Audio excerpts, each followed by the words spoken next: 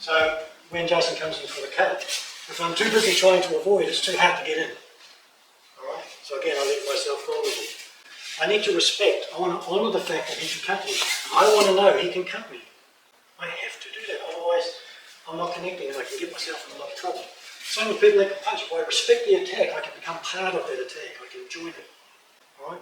When somebody goes cliff climbing, they respect the cliff, they give it respect, they connect to it, it's focused to it. If you go try to climb a cliff and your mind's somewhere else, you end up in trouble. Similar thing here. So when he's coming in, all we want to do is blend in to move to where he's at. Alright? But already here, if I'm there, he can tap me. And it's such a small difference that people watching don't really get to see it.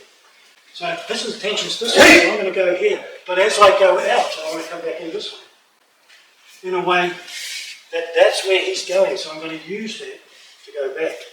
I've seen a lot of clubs that do this sort of thing, and then they try to go there. And all we've done is put him back on his feet. Plus, they're trying to grab, they're thinking of grabbing. So they've also got their mind caught up on his weapon, and I just happened to lose my fingers because I sharpened it last night. So it's the respect of the situation. If it's a blade, it's sharp, it's dangerous, you've got to respect it. So you're going to come in here, and my hands are here, they're not grabbing, they're not gluing, until I take posture. And then we can get back to other things. But what I'm focusing on today is that my brain and my body are connecting to what's going on. It's how do I feel. If I'm a nervous person and I'm trying to do something, that's usually the result. If I'm arrogant and aggressive, then I'm in trouble, because I haven't respected that other person. So if I have good intention and I'm respecting the person, then I can time nicely with what he's giving me. Now I have multiple options of where I want to go from here. But the one we look at maybe for now is just this simple take. When we train with weapons, we respect the weapons. I see clubs where they just throw them away and the guy has to go and get it. And to me it's a little bit disrespectful to the weapon as well as the person. So when I take this, the blade is facing me, I'm respecting the person when I give it back. So we're just taking respect to all the components also that become part of what's going on. That's a mindset I've taken on board because of the schooling I've been through. But I like it because it has a little bit of integrity, if you like.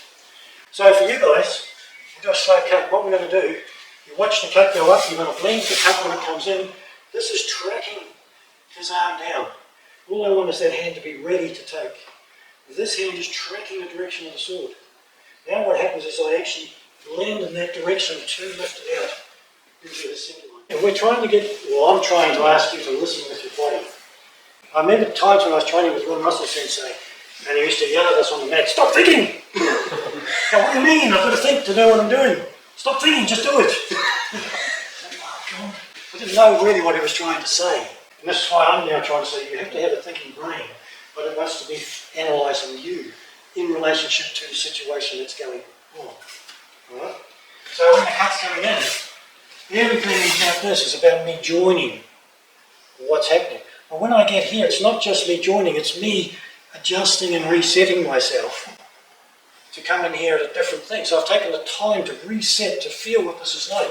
So next time I go in, I've already laid this on top. I want to add those little adjustments that I've been playing while it was static to become more effective. So I'm really finding a technique that suits me. And inevitably, because we're thinking animals, we end up living in our brains. So when he comes in here and we do this technique, we know we've got to do this, and our brain's telling us the mechanics. But the brain's not listening to the body saying, well, actually, that's the wall.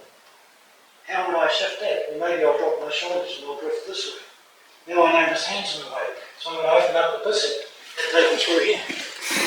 So I'm just readjusting myself to find an easier way to get to the end result that works for me in connection with that other person. If that's a big lecture to a simple solution to it.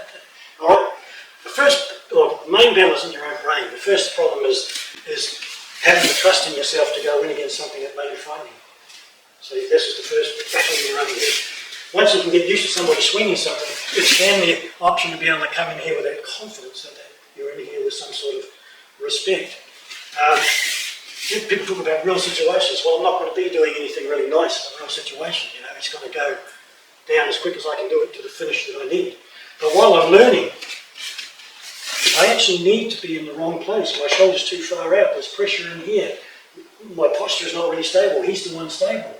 And if I was now to try and come in, you can see my compromise is me to him, and he's decided he wants to slice me with the blade. If I allow my brain to connect to my body and explore, this shoulder is what's blocking me at the moment. So I'm going to do a slight different variation on this by releasing that shoulder and bringing it back to my lats. It's already shifted Paul off his posture. So in a real situation, he's not standing here while we're doing this, but because it's not a real situation, I get the opportunity to explore this particular element. All right?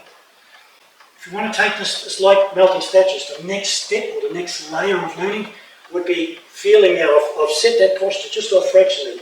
Now it's for me, Peter Rolston used to call it outreaching. I'm feeling where he's at, and I'm waiting for his next movement. And when he starts to move, wherever he decides he wants to go, is what I use now to finish the technique. So now I'm feeling the directions, like the Duncan Sensei said earlier, of where is the appropriate way to go. So I've just evolved it now from me taking his posture and stripping it, to me taking his posture and blending with it. And all of this is about that connection to yourself and who you are. For those that are a little bit more comfortable with this guy's just not going to go there and stand. He's going to cut and he's going to move whatever he wants to do after he's done the cut. Our job is to join it. What's going on here? What do I feel from here? And how do I blend into it? So now I'm totally reading off what the other person's giving me. But only do this if you're comfortable enough to start to interact. Somebody once said to me, it's a conversation. We learn how to make words. And after we learn words, we can make a sentence. After we make a sentence, we can do a paragraph. Once we've got a paragraph, we can start to have communication. So the main thing is the way that I come in. The second thing is to feel where does he want to go from here. So he's out here, so I'm going to drift it through here. Only for those that feel comfortable, otherwise go back to the basics. And really, it's about exploring you in connection to the situation. We don't disregard the weapon now. I'm not disregarding it. Because if I can connect to the person, then the weapon should become irrelevant. Alright? So, for this particular thing, I've got the same entry here, but now what I'm going to do is take the person. Alright? So now I'm controlling the person's body mass. And I can lay as much violence on top of that as I want. Or I could layer understanding on it. And what I'm asking is to look for the understanding. Alright? So, people like Wing Chun and things, they would do a similar thing like this. They'll come in here and they'll use the elbow to do that same thing. This becomes neutralized because the person now is, if you like. For me, the Aikido exploration is the fact I'm coming in here, I'm connecting to where he's at, and I'm going to steal his mind, his thought structure. And I haven't layered any weight into this yet. All I've done is taking structural posture and the fact that he doesn't really want to lift that anymore because he's too busy going this way. Alright? I can drop a lot of weight through this now and later, but if I wish to have this instrument at the end and not just let it fall away, once I take structure here, this comes down as it falls and it picks it up, which of course allows you to boost it. But that can only happen if you steal the structure and keep connection to your own structure. A lot of people are really quick but have no structural awareness. So they get in here and they're up on their toes and they're trying to do something because their structure is all compromised in what's coming in. And you can see I'm all up on my shoulders, I'm thinking about it, I'm all up here instead of feeling. I've just been skewed, ready for the barbecue. So again, we're just going to blend it in, but this time, for those learning, it's the back of the hand if you like from here. I'm going to show you a nice little trick. As this hand comes up, the back of the hand wipes his head into the waiting hand, which can capture him in, and we can discuss what's going on. Yep, sure. Again, I'm looking for that exploration really on your part, and you really want the commitment of this person that he wants to cut you. He actually does want to cut you, and that gives you that nicer connection. If you get somebody who sort of hesitates, that's what starts to cause inconsistencies, and that's usually where injuries happen. So you want someone that's got a nice honest attack, but also can stop it if you don't move. You know, I might be thinking too long, oh God, okay, I'm glad he could stop that, but that's still a nice committed attack. That now really gets me to the point where I can go, oh look at that, what's happening here?